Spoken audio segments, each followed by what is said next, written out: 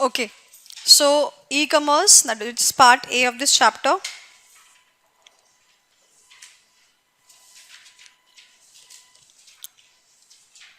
We were doing flowchart number D, I guess. Audit and loss वाला कर रहे थे ना. ऑडिट एंड लॉस के अंदर तीन है ना. ऑडिट कंसिडरेशन, गाइडलाइंस, लॉस, है ना. मैंने आईटी एक्ट चालू कराया था, याद आ गया.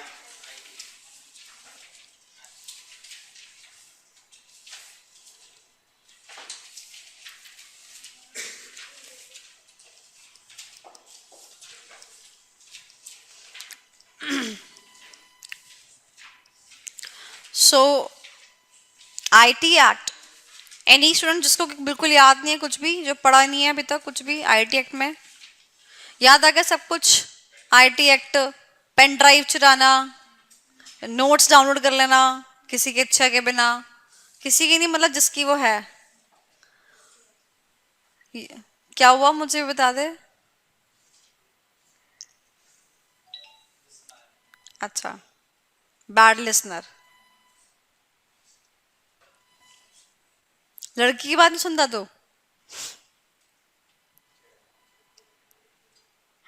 ओके. आईटी एक्ट कब आया था?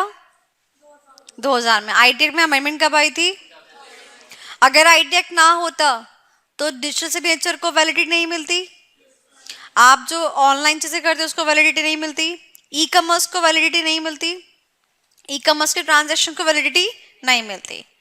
सो अब पढ़ते हैं. Due to anonymous nature, what is the meaning of the word anonymous? कि कौन कब यहाँ क्या करते हमें नहीं पता. एंड सेकेंडली, जैसे मान लो आप शॉप करते हो अमेजोन से, ठीक है, आपने पैसे पे किए, आपको पता भी नहीं है कि वहां पहुंचे कि नहीं पहुंचे हैं. There is ambiguity. Okay. Second, मान लो आप किसी को डिजिटल पेमेंट करते हो, ठीक है, किसी को डिजिटल पेमेंट करते हो. मैं एक बात बोलती हूँ एज अ पर्सन, आप कितने ही बड़े इंसान हो जाओगे, बट फिर भी उस पर्सन को अकाउंट ट्रांसफर करने के बाद कॉल करके जरूर पूछोगे आ गया ना पैसा अकाउंट में, मैं चेक कर ले. है this thing. Why? Because of the anonymous nature. There are so many LAVs present, logical access violators present. There are so many hackers present. आपने पैसे यहाँ से भेजे, आपको नहीं पता कि उसको मिलेंगे कि नहीं मिलेंगे. So due to this nature of the internet, people with the intelligence have been grossly misusing the internet. Grossly misusing का मतलब समझते हो? इंटेलिजेंट जो बंदा होगा वही कर सकता है. मैं क्लेवर भी बोल सकती हूँ वैसे तो, इंटेलिजेंट ना बोल के तो. To commit the criminal activities, and this necessitated the need for framing and enforcing the laws. What is that word? That is the internet. It deals with legality of the product and service offered online. यानी कि जो सामान बेचा जाएगा वो legal है कि नहीं. अमेज़न पे ड्रग्स मिल जाएंगे? नहीं, बेच लो, तुम परचेज कर लो, ढूंढ लो, मिल जाए तो. क्यों नहीं मिलते? बिकॉज लीगल नहीं है ना उसको बेचना. तो it deals with the legality of the products and services offered online. Data की प्रोटेक्शन. आपका डेटा अमेज़न के पास है, आपका एड्रेस, आपका मोबाइल नंबर, आपकी शॉपिंग हिस्ट्री, पर क्या वो सबको फैला देगा? नहीं. किसने रोका हुआ है? आईटी एक्ट ने रोका हुआ. Customer privacy protection. कस्टमर की प्रिवेसी. मान लो मैं कुछ स्क्रॉल कर रही हूँ, मैं कुछ देख रही हूँ, किसी और को इंटीमेट करता है सोनाली मैम ये देख रही है, अगर कर दे तो मेरी प्रिवेसी का उल्लंघन है ना. हाँ, मैं कोर्ट में जाऊंगी, मैं तो पक्का जाऊंगी. Last, online advertisement compliances. आप कुछ भी नहीं ऑनलाइन बेच सकते, उसके रेस्पेक्ट में भी रूल्स एंड रेगुलेशंस हैं. That is the IT act. Okay, चलिए objectives of IT act. But ये ऑब्जेक्टिव्स है बेटा very very very very very very very very very important. For 5 marks these 5 points together with that paragraph जो कि अभी अभी हमने पढ़ा है. Objectives of the IT act. आ जाइए, 2 3 4 5, 5 चीजें हैं। कितने ऑब्जेक्टिव बेटा इसके? 5 ऑब्जेक्टिव। आ जाइए, पहला objective, grant the legal recognition. Legal recognition यानी कि लीगैलिटी मिलेगी। किस किस को लीगैलिटी मिलेगी बेटा? ट्रांजैक्शंस को, डिजिटल सिग्नेचर्स को, फंड्स को जो ऑनलाइन ट्रांसफर हुए, और इवन बुक्स ऑफ अकाउंट्स अगर वो ऑनलाइन मेंटेन होती हैं तो। क्या आपको पता है कंपनीज एक्ट का कौन सा सेक्शन ये बोलता है कि एक कंपनी को फॉर 7 और 8 ईयर्स तक के लिए बुक्स ऑफ अकाउंट्स मेंटेन करनी पड़ती है? Section 128, 129, 128 is books of accounts, 129 is financial statements. तो अगर आप उस सेक्शन को मानते हो और अपनी बुक्स ऑफ अकाउंट्स और फाइनेंशियल स्टेटमेंट्स को मेंटेन करते हो, बट वो मेंटेन करते हो आप ऑनलाइन फॉर्मेट में, तो क्या उसको लीगैलिटी मिलेगी कंपनीज एक्ट में? बिल्कुल मिलेगी। क्योंकि हमने इस बात को आईटी एक्ट में लिख दिया कि अगर आप अपने बुक्स ऑफ अकाउंट्स को इलेक्ट्रॉनिक फॉर्मेट में लिखते हो तो that are legal, and once they are legal that would be part and parcel of the companies act. क्या इतनी बात समझ है? कनेक्ट कर पा रहे हो? तो 4 चीजें पढ़ी हमने फर्स्ट पॉइंट पे। क्या क्या पढ़ा? ट्रांजैक्शंस को लीगैलिटी मिलेगी, डिजिटल सिग्नेचर को मिलेगी, पैसा ट्रांसफर हुआ उसको मिलेगी, और बुक्स ऑफ अकाउंट्स को मिलेगी। दोबारा से, सबसे पहले किसको मिलेगी? ट्रांजैक्शंस को, यानी कि जैसे ई कॉमर्स की कोई ट्रांजैक्शन वगैरह हुई। दूसरा डिजिटल सिग्नेचर को, तीसरा फंड्स, और चौथा बुक्स ऑफ अकाउंट्स।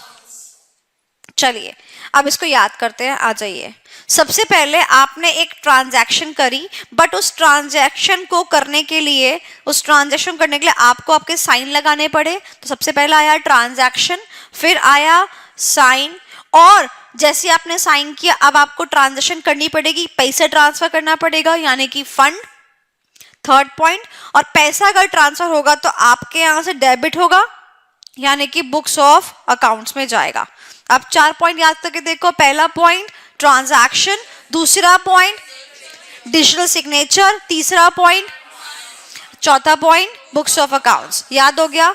पहला पॉइंट क्या है कि इन चीजों को लीगैलिटी मिलेगी। पूरा पढ़ लेते हैं। The transactions are being carried by the means of the electronic data, digital signature for authentication of the information, transfer the fund electronically and keeping the books of account in the electronic format। यानी कि सब में एक word common, digital word आ गया। Digital मतलब electronic.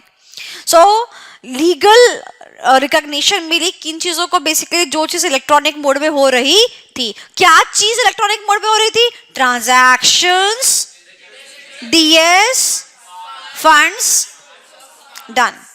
अब आते हैं सेकेंड। सबसे पहले हमने लीगैलिटी दी बेटा इन चीजों को। अब हम क्या देंगे बेटा? लीगल इंफ्रास्ट्रक्चर देंगे। अब हम इंफ्रास्ट्रक्चर देंगे to promote the e commerce. Legal infrastructure. मैं आपसे कहती हूं, अभी तक बगल में एक बंदा दुकान खोल के मैगी बेचता था, ये लीगल है ना काम करना? Trading and commerce is legal. But अगर मैं इस चीज को ऑनलाइन बेचती हूँ कि नहीं बेचती हूँ, क्या मैं इस चीज का बिजनेस ऑनलाइन कर सकती हूँ कि नहीं कर सकती हूँ, that is a legal infrastructure. ये इसको किसने ऑथेंटिकेट किया? आईटी एक्ट ने, कि आप ऑनलाइन जाकर कर सकते हो। मैं आपसे एक बात बोलूं, ड्रग्स क्यों नहीं मिलते आपको ऑनलाइन? क्योंकि लीगल इंफ्रास्ट्रक्चर के अंदर आप ऑनलाइन ड्रग्स नहीं बेच सकते। वैसे तो ऑफलाइन भी नहीं बेच सकते, बट आप ऑनलाइन नहीं बेच सकते। तो दूसरा पॉइंट किसके रिस्पेक्ट में हो गया? Legal infrastructure. पहला क्या था? लीगैलिटी मिलती है 4 चीजों को। सेकंड क्या है? Legal infrastructure. थर्ड मिलती है फैसिलिटी। किस चीज की मिलती है? कि आप डॉक्यूमेंट जो फाइल करते हो गवर्नमेंट डिपार्टमेंट को, जैसे ड्राइविंग लाइसेंस का एग्जांपल याद है, वो आप ऑनलाइन कर सकते हो और अपने डेटा को स्टोर ऑनलाइन कर सकते हो। यहां पर लिखो बेटा डीएल और यहां पर लिखो बेटा जीमेल। मैं मेरे डेटा को जीमेल पे सेव कर रही हूं, ये किसने ऑथेंटिकेट कर दिया? आईटी एक्ट ने ऑथेंटिकेट कर दिया। दोबारा, फर्स्ट क्या था, लीगैलिटी मिली 4 चीजों को, कौन कौन सी चीजें थी, transaction, DS, funds, books of accounts, कि हम ये 4 चीजें को लीगल रिकॉग्निशन देते हैं. नेक्स्ट इज लीगल इंफ्रास्ट्रक्चर, किसके लिए, ई कॉमर्स की एक्टिविटी करने. What is e commerce, e commerce का मतलब ट्रेडिंग ऑनलाइन. ई कॉमर्स की डेफिनेशन है और अटैच कर दो यहाँ पर और आपका आंसर और एग्जीक्यूट हो जाएगा. थर्ड चीज फैसिलिटी मिलती है किन 2 चीजों की, एक तो डीएल, डीएल यानी डॉक्यूमेंट्स, आप डॉक्यूमेंट्स को ऑनलाइन फाइल कर सकते हो. यानी कि अगर आपने डीएल के लिए अप्लाई किया और आपने अपने कोई आधार कार्ड वगैरह, आप पासपोर्ट वगैरह भी आजकल ऑनलाइन ही अप्लाई करते हैं, अगर आपने पासपोर्ट ऑनलाइन अप्लाई किया, उसमें जो डॉक्यूमेंट्स रिक्वायर्ड थे वो आपने ऑनलाइन डाल दिए, तो वो मान्य होंगे. ऐसा नहीं होगा कि आपने डॉक्यूमेंट जमा नहीं करे. आप एडमिट कार्ड जो है ऑनलाइन डाउनलोड कर लेते हो, मान्यता मिली है ना चीजों को, तभी तो आप चीजें कर पाते हो. Next is storage of data, आप अपने कंटेंट को स्टोर कर सकते हो ऑनलाइन. इसको भी क्या मिली, एज अ फैसिलिटी मिली. फैसिलिटी का मतलब क्या है, आपको एक फंक्शनैलिटी मिल रही है कि आप उसको इस्तेमाल कर भी सकते हो और इस्तेमाल नहीं भी कर सकते हो. तो इसीलिए इसकी कैटेगरी अलग कर दी. डिस्क्रिशन हो गया ना आपका, आपको ऑनलाइन करना है ऑनलाइन कर लीजिए, ऑफलाइन करना है ऑफलाइन कर लीजिए. डॉक्यूमेंट सबमिट, डेटा की स्टोरेज ऑनलाइन करनी है ऑनलाइन कर लीजिए, ऑफलाइन करनी है ऑफलाइन कर लीजिए. तो क्या मैं इस कैटेगरी को ऑप्शनल कैटेगरी में डाल सकती हूँ, हाँ. मुझे फैसिलिटी मिल रही है, यानी कि मुझे ऑप्शंस मिल रहे हैं क्या क्या करने के लिए, डॉक्यूमेंट्स ऑनलाइन फाइल करने के लिए और अपने डेटा को ऑनलाइन स्टोर करने के लिए. D and D. Is that clear? Revise करते हैं. सबसे पहले क्या था, लीगैलिटी मिल रही है 4 चीजों को, कौन कौन सी, पहली, दूसरी, तीसरी, चौथी, बुक्स ऑफ अकाउंट्स आप ऑनलाइन मेंटेन कर सकते हो. आयुष, सेकंड क्या पॉइंट है, टाइप्स, कौन से टाइप्स. आज इसका दोस्त नहीं है ना, आज सुबह से ये शायद वो घर पे सो रहा है, ये सबके साथ में देख रहा है बैठकर. लीगल इंफ्रास्ट्रक्चर किसको, ई कॉमर्स को. Third facility, option D and D, documents को फाइल कर सकते हैं ऑनलाइन, मान्यता मिलेगी उसको भी, और साथ ही में डेटा को स्टोर कर सकते हो ऑनलाइन, इसकी भी मान्यता मिल गई. Next, to manage the cyber crime. अब अगर सब काम आप फैसिलिटी लोगे तो क्राइम भी होगा, तो क्राइम के लिए भी एक्ट आया which is the IT act. तो उसका ऑब्जेक्टिव और कौन सा था कि जो भी साइबर क्राइम हो रहा है वो उसको मैनेज करे. चलिए साइबर क्राइम के बारे में पूछ लेती हूँ. What do you mean by cyber crime, what is a cyber crime. Online fraud, okay. Do we have any definition of cyber crime? Which act we are reading right now? Do we have a definition of cybercrime in IT Act? Yes or no? Raise your hand if you believe so. And I want to say here, in IT Act, there is no definition of cybercrime. Further, आज तक किसी भी act में cyber crime की कोई definition नहीं दे रखी है. That means there is no act containing the definition of cybercrime, including the IT Act. तो एग्जाम में अगर MCQ आ जाए तो ये नहीं कि सेक्शन नंबर 2 का कोई तो होगा कोई डेफिनेशन नहीं साइबर क्राइम की. ओके, याद रहेगा. अब क्यों मत पूछना, लॉ में देखो क्यों नहीं होता, लॉ में जो होता है बस वही होता है ना. सो साइबर क्राइम की कोई डेफिनेशन है नहीं है, IT एक्ट में भी नहीं है. ठीक है, कभी सोचोगे नहीं IT एक्ट में तो होगा ही होगा, IT एक्ट में भी नहीं है. Okay, so point number D is in relation to the cyber crime. जब ये सारा कांड होगा, जब ये सारी चीजें होंगी तो कोई ना कोई दिक्कत आएगी, तो साइबर क्राइम को मैनेज करने के लिए भी आईटी एक्ट बन गया. लास्ट, अब जैसे कहते हैं ना अदर्स, अब अदर्स में लास्ट पॉइंट इज अदर्स. कोई भी और चीज अगर कैसी हो रही है, इंटरनेट के थ्रू हो रही है इन इंडिया, देन ये वाला लॉ जो है प्रिवेल कर जाएगा. So part number E is in relation to any other activity, any other transaction happening online, but in India, यहाँ पर IT Act prevail कर जाएगा. रिवाइज करें 5 चीजें. पहली कौन सी थी, लीगल, किस किस को, transaction, DS, funds, books of accounts. जो मैंने आपको एग्जांपल दिया उससे सारों की चारों सीरीज याद रहेंगी। चलो नेक्स्ट, लीगल इंफ्रास्ट्रक्चर। उसके बाद क्या फैसिलिटी मिलती है? दो चीजों की, पहला डॉक्यूमेंट्स को ऑनलाइन फाइल कर सकते हैं आयुष, और दूसरा डेटा को स्टोर कर सकते हैं ऑनलाइन।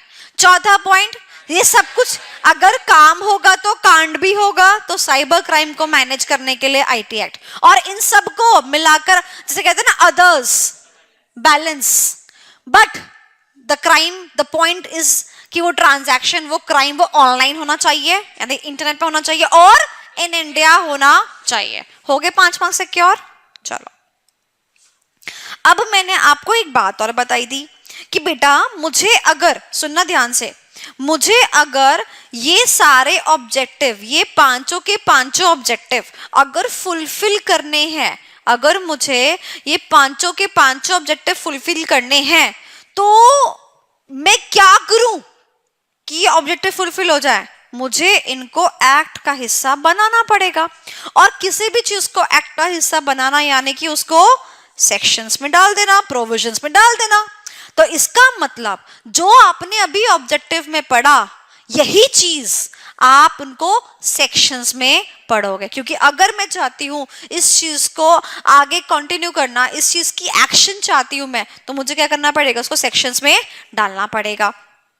आओ नेक्स्ट पेज पर क्या लिखा है? Provisions related to the IT act, section 4, 3, 6, 14 and 15। जो आपने ऑब्जेक्टिव में पढ़ा, सेम टू सेम चीज यहां पर आपको देखने को मिलेगी। आइए पढ़ते हैं। सबसे पहले सेक्शन नंबर 4, आइए देखते हैं। It provides legal recognition for electronic records. कहां से आया ये point? Legal recognition books of accounts is equal to maintaining records. आ गया ये पॉइंट वहां सर? कॉपी पेस्ट चल रहा है?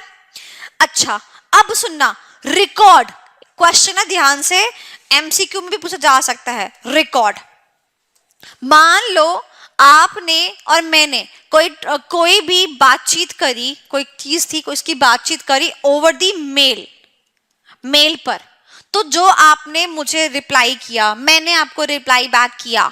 अब आप कह रहे कि देखो मैम आपने मुझे लिख के दिया था कि आप मुझे 1 लाख रुपए दोगे अगर मैंने इतने नंबर लाया, तो आपने मुझे मेल किया हुआ है। सो क्या कोर्ट में एज एन एविडेंस ईमेल को रिकॉर्ड माना जा सकता है? तो that is what this says कि mail is the record, I can say the electronic record, and electronic record को वैलिडिटी मिली है, रिकॉग्निशन मिला है under section 4 of the IT act, and therefore it can be produced as evidence in the court. अब बात समझ आई? तो question क्या बनता है? क्या मेल लीगल एविडेंस है? यस डेफिनेटली है। इसीलिए मेल भी ध्यान से और सोच समझ के करें। दिमाग खुल रहा है? कुछ लग रहा है कि हाँ हमें क्या क्या सोच समझ के करना चाहिए? ऐसे किसी को क्या बोलते हैं, मेल पे भी आजकल, इवन मैसेंजर में भी, व्हाट्सएप पे भी, हमारे पास में we have the artificial intelligence, वो खुद से रिप्लाई करते। जैसे मान लो किसी ने बोला कि हमें जो है आपको ये लेटर दे दिया है, तो रिप्लाई में अगर आप जाते हो क्लिक करते हो, वो ऑटोमेटिकली दिखाता है यस आई हैव रिसीव्ड। आप मोबाइल पे देखोगे कोई किसी ने मैसेज किया, ऑटोमेटिक दिखाता है ओके श्योर, खुद दिखाता है ना। सो सिमिलरली आपने ओके श्योर लिख दिया, बट आपका ओके और श्योर जो है ना, वो वहां पे अकाउंट फॉर किया जाएगा। बात समझ आई? सो ड्राफ्ट योर मेल अकॉर्डिंगली। अब इसको याद कैसे करेंगे बेटा? मेल, MAIL, कितने लेटर्स? 4, सेक्शन 4। ओके चलो सो रीड कर लेते हैं। Email would now be valid, मतलब जब आईटी एक्ट आया तब उसने जो है ईमेल को क्या दी? वैलिडिटी दी। And the legal form of the communication that can be duly produced and approved in the court. कोई दिक्कत? अब तुम किसी को से भी कुछ भी मेल करवा सकते हो और फिर इसे कोर्ट में घसीट सकते हो। घसीटोगे? नहीं घसीटोगे? कोर्ट के बाहर सेटलमेंट करोगे? यस। जो कोर्ट के बाहर सेटलमेंट करना चाहते हैं, यानी कि वो पैसा चाहते हैं। जो कोर्ट के अंदर लड़ता है ना, वो सुकून चाहता है। जो कोर्ट के बाहर सेटलमेंट करता है वो, इसका बड़ा एक्सपीरियंस है। देखो मैं आपको वही मैं कह रही, आधी अधूरी नॉलेज जो होती है ना खतरनाक होती है। सुनो, सारे केसेस जो होते हैं ना उनकी डेट्स पे डेट्स नहीं होती हैं, सारे केसेस की नहीं होती हैं। जब आप लॉ पढ़ोगे आपको समझ में आएगा, ओ हमें तो पता ही नहीं था, बस सुनी सुनाई बातें या फिर देखी दिखाई बातें इन द मूवीज कि डेट पे डेट पे डेट, तारीख पे तारीख पे तारीख। ऐसा हर केस में नहीं होता है। बहुत सारे फैक्टर्स होते हैं और आपका टाइप ऑफ केस क्या है उस पर डिपेंड करता है, और प्लस आपकी फाइनेंशियल बैक कैसी है। अभी तो सुप्रीम कोर्ट छुट्टी पे चल रहा है इस टाइम, पता है आपको? सुप्रीम कोर्ट की गर्मी की छुट्टियां होती हैं, वो काम नहीं करता उस टाइम। नहीं पता था आपको? अरे नौकरी तो मजे मौज की है, गर्मी की छुट्टी चल रही है अभी। जितने जजेस होंगे सुप्रीम कोर्ट के सब ऐश फुल टू। हाँ, आपने वो मूवी देखी है बेल बॉटम? ये तो देखी होगी, अब ये तो तुम्हारे जमाने की है। बेल बॉटम, बेल बॉटम में वो जो प्लेन हाईजैक हुआ था ना बेसिकली, है ना, अक्षय कुमार की मूवी रेजर हैंड, जिसने देखी है तभी तो पता चलेगा। चौर बच्चों ने देखी है यहाँ पे। उसमें प्लेन हाईजैक हो जाता है बेसिकली, ठीक है। अब वो जो प्लेन हाईजैक हो जाता है तो वो ना प्लेन हाईजैक वो पैसेंजर्स को छोड़ने के सब्स्टिट्यूट में वो चाहते हैं कि उनके जो, हाँ बेसिकली हमारे लैंग्वेज में टेररिस्ट जो है वो रिलीज कर दी जाएंगे, 5 बंदे हैं ये रिलीज कर दो, ठीक है। अब लॉ क्या कहता है? लॉ के अकॉर्डिंग तो टेररिस्ट जो थे बेटा वो जेल के अंदर थे। अब जेल में तो सेंटेंस दे दिया ना, जजमेंट आ चुकी है, सेंटेंस जा चुका है कि वो तो जेल में रहेंगे। बट अब ऐसा क्या हो गया कि ये 5 लोग उठा के जेल से सीधा हमने रिलीज कर दिए? क्या हुआ ऐसा? हाँ, पर सिविलियंस की जान आ गया ना प्रोवाइजो, सिविलियंस की जान बचानी है तो पावर किसके पास है? पार्लियामेंट। वाह, बहुत बढ़िया, बहुत बढ़िया। ये पार्लियामेंट पास कराएंगे तो देर में टेररिस्ट जो है ना दूर दूर दुश दुश दुश करके खत्म कर, खत्म। तुम हाई छोड़ो, ये तुम सारे ले जाओ और हमारे 5 भी रख लो, खत्म। पता है किसके पास पावर होती है? बताओ किसके पास? Supreme court.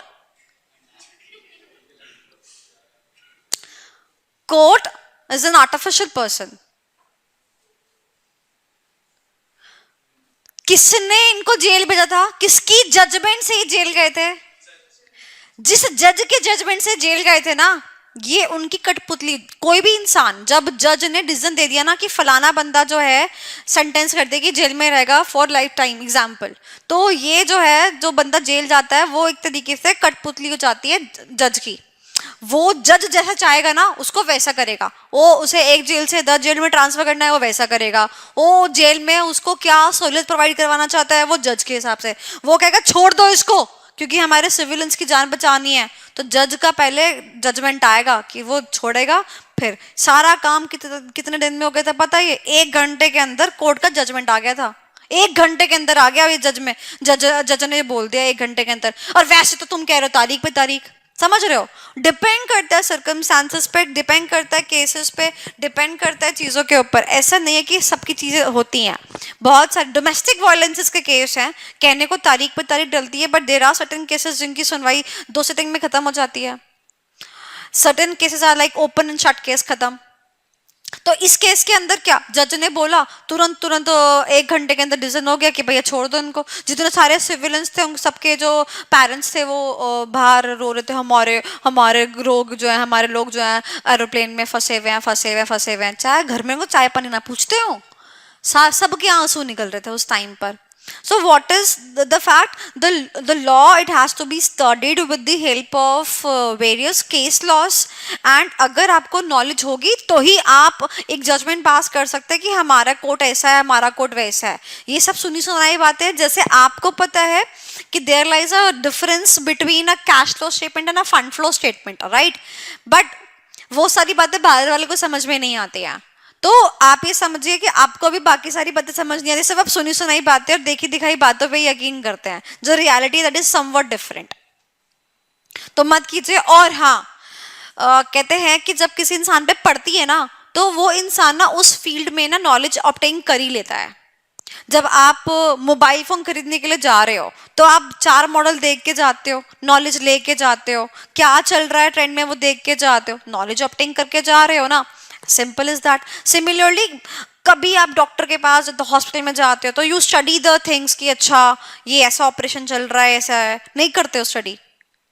So I to do study. Like my mama was been hospitalized in this वो क्या नाम है वो M से क्या नाम है Moolchand. So that hospital and she was into the coma. तो वहाँ पर चीज़ें इतनी वर्स्ट थी. उनका जो ऑपरेशन था, she was under any operation for a period of 45 minutes, but 2 घंटे से ऊपर हो गए थे एंड ऑपरेशन से वो बाहर नहीं आ रही थी. सो यू वोंट बिलीव, जो मॉम का ऑपरेशन था ना, me and my dad were discussing कि ये operation it was not more than 55 minutes but it is taking a longer time period. That means there is a problem in that. तो मैं और मेरे dad बाहर बैठ के सारा एनालिसिस कर चुके थे कि डॉक्टर क्या प्रोसीजर परफॉर्म करेगा ना, कितने की टीम इसको लगेगी ना, एक तो जेड चीजें हमें पता थी, जबकि हम में से कोई डॉक्टरी फील्ड का नहीं है, कोई भी नहीं है. सो जब पढ़ती है इंसान के ऊपर, इंसान नॉलेज ऑब्टेन करता है एंड जो हमने सोचा वही हुआ. After 2 hours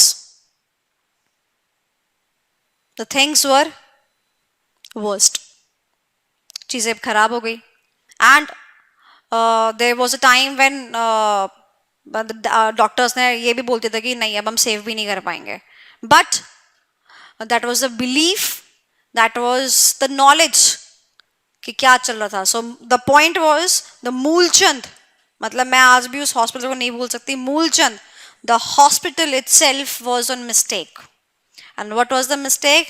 During the operation, one of the artery, you understand artery? Smaller than a vein. वो उनसे खुली छूट गई थी during the operation. And because वो से खुली छूट गई, so she had a blood lost. And blood loss जब उनका हो गया, so the things went wrong. It took 21 bottles of blood to make her survive. 21 bottles. And I was feeling very low that point of time that I couldn't give the blood to her just because I was underweight. So 45 kgs का आपको minimum होना चाहिए अगर आप blood donate करना चाहते हो. So I was not even 45 kgs. Then I was asking my friends to come. They helped me. Relatives to come. They helped me. But you know, we have this zamana called as PO, nacho, gao, tattoo banwao kind of thing. That day I had the knowledge on the various clauses of donating a blood. आपको आपने दारू नहीं P रखी हो उस time पे, उस रात को दारू नहीं पी रखी हो, आपके हाथ में टैटू नहीं होना चाहिए, बहुत सारे क्लॉजेस पढ़ने में आई. एंड देन आई रियलाइज कि मेरे आधे ज्यादा फ्रेंड्स डिस्क्वालीफाई हो गए थे. सीरियसली आया, हाँ सोनाली देना ना, हाँ पिया था रात, पॉडी. So that is what the point is. जब पढ़ती है then you obtain the knowledge. And then उसके बाद में 21 bottles study, and since there were 21 different donors, she was diagnosed with the lung cancer. And things और worsen हो गई. So I studied the whole human body, how this is working. Then again we worked upon that. Then Moolchand के ऊपर me and my dad we decide कि हम case करने वाले हैं. But this thing they I think observed कि ये बाप बेटी छोड़ने नहीं वाले मूलचंद को.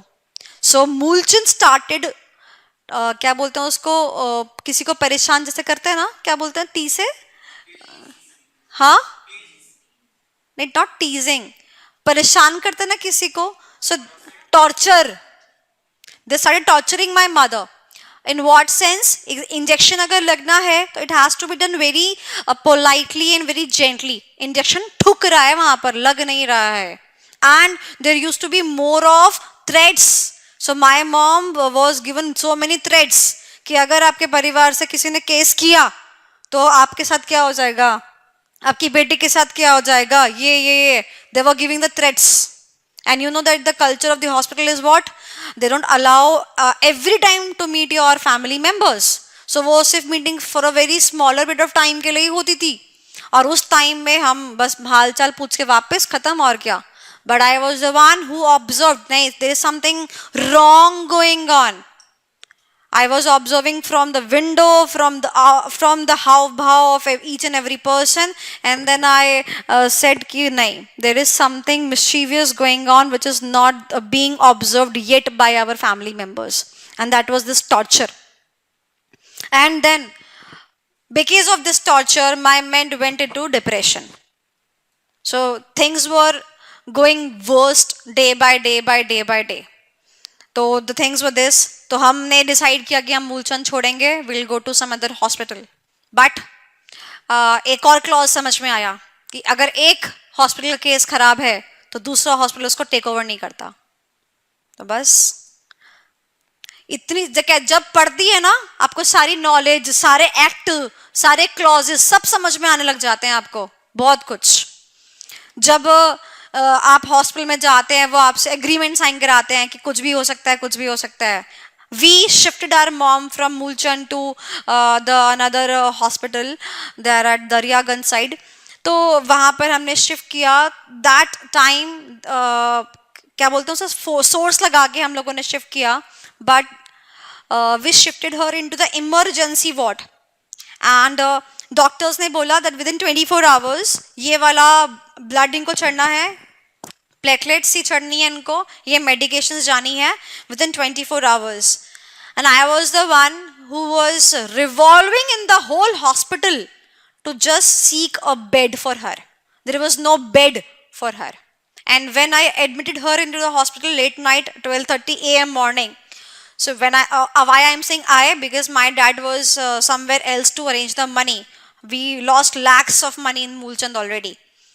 So रात को 2:30 बजे हम लोगों ने जब उनको एडमिट कराया इमरजेंसी के अंदर, कल दोपहर को 2 बजे तक मेडिकेशन हो जाना चाहिए, मेडिकेशन नहीं हुआ. Now if I ask the management of the hospitals कि डॉक्टर ने अगर मेडिकेशन दिया है लिख के, तो तुम क्या बेवकूफ हो कि तुम्हें कोई रूम अलॉट नहीं करना चाहिए, आईसीयू में शिफ्ट नहीं करना चाहिए. वो कह रहे देख लो आपको क्या करना है. I did fighting over there, fighting, and they were like कि अगर आप फाइट करो ले जाओ अपनी मम्मी को यहाँ से. So it was a condition कि ना तो मेरी चलेगी ना तो उनकी चलेगी, मतलब क्या ही बोले. एंड देन उसके बाद में I went with this resolution, जो मेडिकेशन है उनको इमरजेंसी में प्रोवाइड कराओ.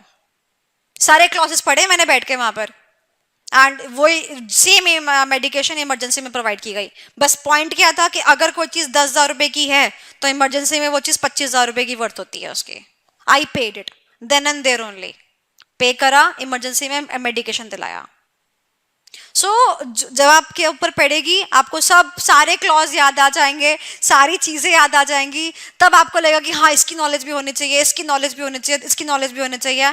और हाँ मैं बोलती हूँ सबकी नॉलेज होनी चाहिए. अगर आपको अपनी जिंदगी में आगे बढ़ना है, और अगर आपको अपनों से प्यार है और अपने आप से प्यार है, तो आप ऑटोमेटिकली ये सब नॉलेज को ग्रैब करेंगे, ऑटोमेटिकली ग्रैब करेंगे. No one will say any single word to you. Now I am I'm the one in the family, like मैं youngest के तौर पे बोलूँ तो, कि अगर कोई बंदा हॉस्पिटलाइज है from A to Z, I know each and every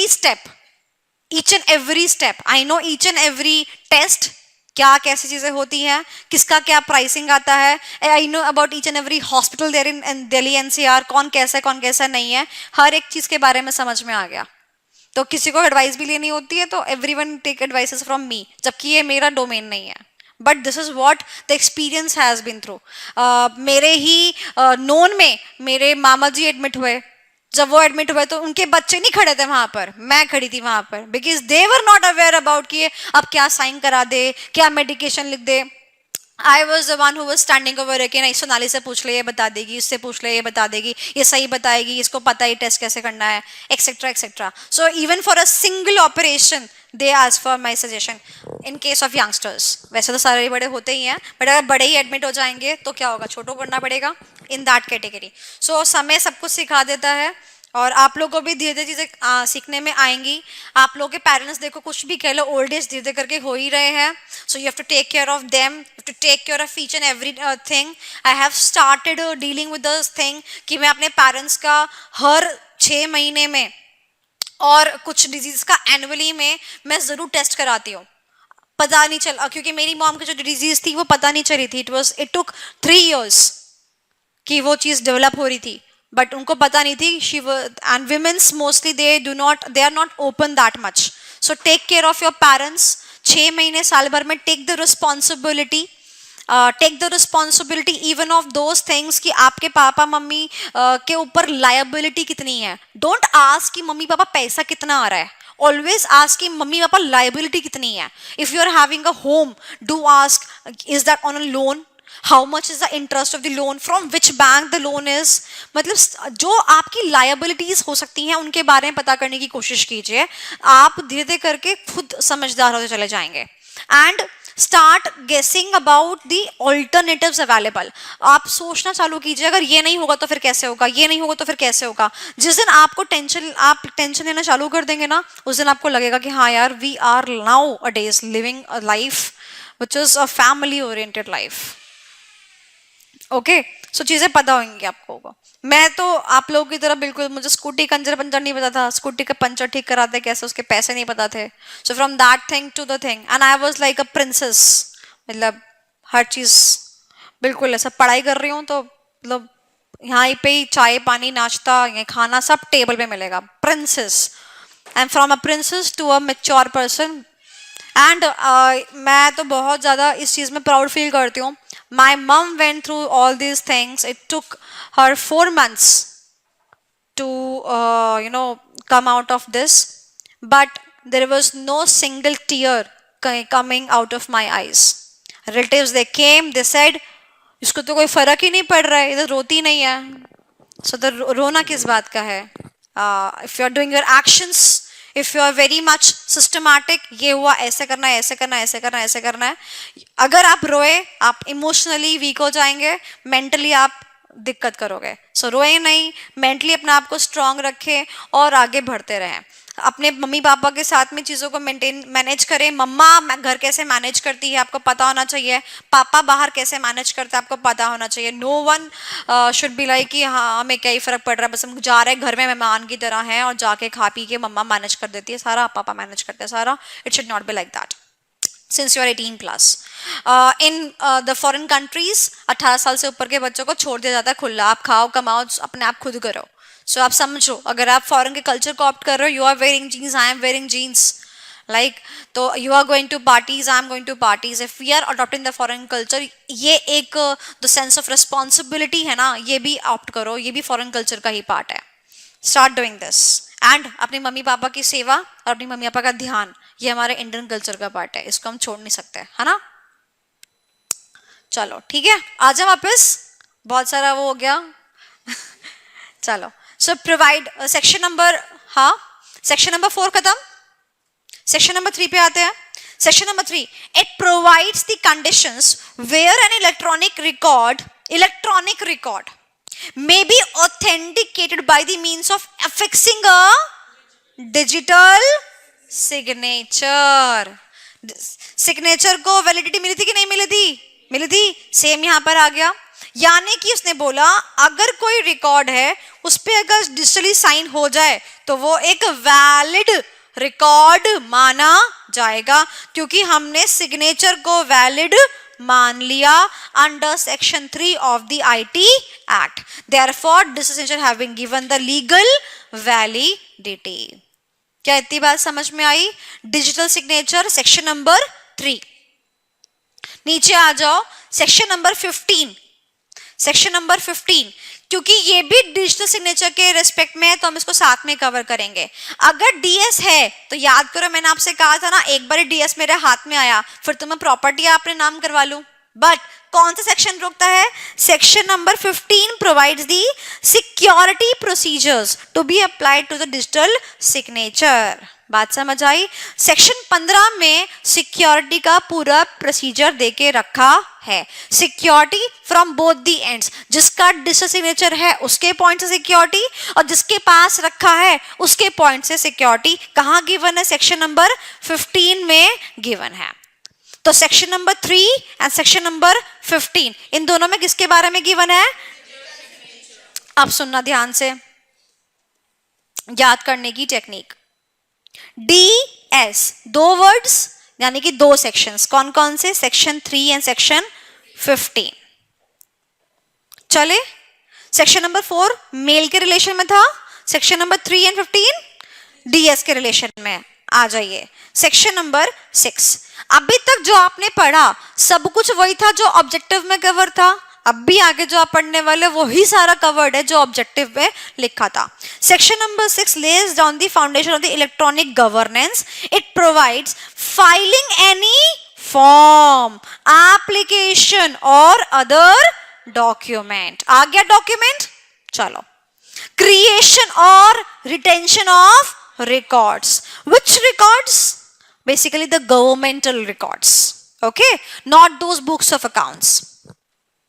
Issue and grant of the license oblique permit. अगर आपको कोई भी परमिट ऑनलाइन मिल जाता है तो वो एक वैलिड परमिट होगा, ठीक है? अच्छा, आज की डेट में अगर मान लो आप स्कूटी बाइक्स वगैरह चलाते हैं, ठीक है, अगर आपके पास DL नहीं है तो क्या आप मोबाइल में DL दिखा के छूट सकते हैं? बात समझ आई? यही एक्ट है वो, वरना पहले कैरी करना पड़ता था। आपके पास अगर RC नहीं है तो, है ना, पर पहले RC की कॉपी स्कूटी डिक्की में डाल के चलना पड़ता था, अब चलने की जरूरत नहीं है। Okay, next, receipt and payment in government offices and the agencies. आप गए गवर्नमेंट ऑफिस के अंदर, कुछ भी ऑनलाइन सबमिट करा, ऑनलाइन सबमिट किया आपने, आधार को आपने कहा आधार के अंदर फोटो चेंज करनी है, तो आपने आधार ऑनलाइन खोला, फोटो चेंज कर ली, तो सबमिशन हो गया ना इन द गवर्नमेंट ऑफिसेस या फिर एजेंसीज। कोई भी आप रिसीट पैसे देते हो, फोटो चेंज करते हो, कोई भी चीज कोई भी डॉक्यूमेंट फाइल करते हो, सबको मान्यता मिलेगी। आपने पासपोर्ट के लिए चार्जेस दिए, DL के लिए कोई चार्जेस दिए, तो वो मान्य रहेंगे? बिल्कुल रहेंगे। कोई भी रिसीट, कोई भी पेमेंट मान्य रहेगी। इसका सबसे बेस्ट एग्जांपल, TDS रिफंड आता है, वो मान्य है ना? वो क्यों मान्य है? एक्ट की वजह से मान्य है, नहीं तो वो मान्य ही नहीं हो। गवर्नमेंट आपको पैसा ऑनलाइन दे रही हो, मान्य ही नहीं हो। आप बाद में कह दो हम तो मानते जी ऑनलाइन पेमेंट को, आप हमें कैश ही दो, तो आपकी बात को मान लेगा? नहीं। सेक्शन नंबर 6 के तहत बोलेगा भैया ऐसा है, हमारे सारे पैसों को क्या दिए गए हैं? वैलिडिटी दे के रखी है। These all can be done in the electronic form. Is that clear? तो सेक्शन नंबर 6 में क्या क्या बातें बोली गई? कोई भी डॉक्यूमेंट का रिटेंशन, क्रिएशन, कोई भी लाइसेंस और कोई भी receipt and payment government offices की सारी ऑनलाइन फॉर्म में हम कर सकते हैं। अब देखो बार बार वर्ड गवर्नमेंट आया कि नहीं आया? इसीलिए ऊपर वर्ड क्या आया? Governance, electronic governance. इसीलिए सेक्शन किसके लिए आता है? गवर्नेंस। आप कैसे याद करेंगे इसको?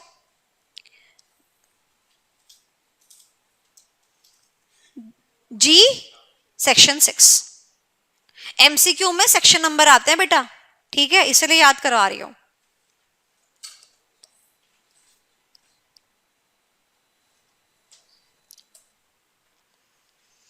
ओके, चलो ऑब्जेक्टिव पर जाओ। ऑब्जेक्टिव पर जाओ, आपको क्या क्या लगता है, क्या क्या कवर हो चुका है, उसे टिक मार्क लगाओ।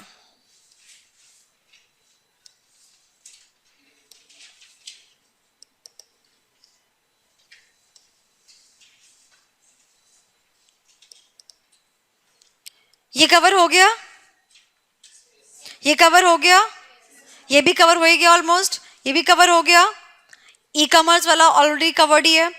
ये वाला कवर्ड हो गया, ये भी कवर्ड हो गया। ये अदर है, छोड़ दो। क्या बचा? चलो आ जाओ। सेक्शन नंबर 14, साइबर क्राइम को बचाने के लिए क्या देंगे? Security procedure. साइबर क्राइम को बचाने के लिए क्या देंगे? Security procedure. अच्छा एक बात तो बताओ, आप लोग जैसे कोई ट्रांजैक्शन करते हो तो सबसे मान लो आप नेट बैंकिंग से पैसे पे कर रहे हो, तो आप पहले नेट बैंकिंग का आईडी डालोगे, फिर लॉगिन पासवर्ड डालोगे, फिर ट्रांजैक्शन पासवर्ड डालोगे, फिर ओटीपी भी आएगा, ओटीपी भी डालोगे। तो ये क्या है, पूरा एक सिक्योरिटी प्रोसीजर है, आपके पेमेंट को क्या कर रहा है, सिक्योर कर रहा है कि नहीं कर रहा है। तो सिक्योर इलेक्ट्रॉनिक ट्रांजैक्शन की सिक्योरिटी किसने दी, सेक्शन नंबर 14 ने दी। It provides that where any security procedure has been applied to an electronic record at a specific point of time, then such record shall be deemed to be secured from such point of time to the time of verification. हाँ, पढ़ने में बहुत अच्छा लगा, आप समझ लो क्या ये, किस टाइम से किस टाइम तक। ओटीपी आता है ना, ओटीपी समझेंगे, ओटीपी आता है, ओटीपी जब आता है तब से लेके जब तक आप ओटीपी डाल नहीं देते सिक्योरिटी दे रहा है ना। अब पढ़ो, then such record has been applied to an electronic record at a specific point of time, यानी उस टाइम पर, then such record shall be deemed to be secured from such point of time, यानी कि जिस point पर आपने वो transaction करी, यानी कि ट्रांजैक्शन के टाइम पर, to the time of verification, यानी कि ओटीपी का जब तक वेरिफिकेशन नहीं आता तब तक का पूरा सिक्योरिटी प्रोसीजर दे रखा है। यानी कि ट्रांजैक्शन जब आप कर रहे हो, स्विगी पे आप ऑर्डर कर रहे हो, आपने ऑर्डर किया, ऑर्डर करने के बाद ट्रांजैक्शन पे गए, आपने कार की डिटेल्स डाली है, बैंकिंग की डिटेल्स वगैरह डाली, जब तक आप ओटीपी से वेरीफाई नहीं कर दे रहे हो तब तक वो आपको सिक्योरिटी प्रोसीजर पूरा दे रहा है, सिक्योरिटी दे रहा है, and that is what the full procedure is. तो therefore section number 14 deals with the security of the electronic transaction, कि कहीं कोई साइबर क्राइम नहीं हो जाए। Is that clear? भाई जब तक पैसा जो है उसको मेरा ओटीपी या उसको मेरा पिन पासवर्ड कुछ तो पता होना चाहिए, तभी तो वो चीजें कर सकता है। Is that clear? तो यहाँ पर क्या दे दी हमने, सिक्योरिटी प्रोसीजर दे दिया। Is that clear? ये जो पॉइंट है ना, from such point of time, from such point of time to the time of verification, from such point of time यानी कि जिस टाइम ट्रांजैक्शन हो रही है उस टाइम से जब तक वो वेरीफाई नहीं हो जाती है। ओके, ये एमसीक्यू के लिए important, from which time to which time.